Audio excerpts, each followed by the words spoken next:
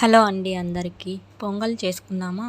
ఈ పొంగల్ని టిఫిన్ కిందికి తినచ్చు, డిన్నర్లోకి తినచ్చు. ఎలా తిన్నా కూడా టేస్ట్ అయితే చాలా బాగుంటుంది. ముందుగా కుక్కర్లో కొంచెం ఆయిల్, కొంచెం నెయ్యి వేసుకొని జీలకర్ర, ఎండుమిర్చి, ఆనియన్స్ వేసుకోవాలి. కరివేపాకు కూడా వేసుకొని వేయించుకోవాలి. తర్వాత టమాటాలు కూడా వేసుకోవాలి. టమాటాలు కొంచెం బాగా మగ్గితే టేస్ట్ కూడా చాలా బాగుంటుందండి. కొంచెం బాగా మగ్గనియాలి.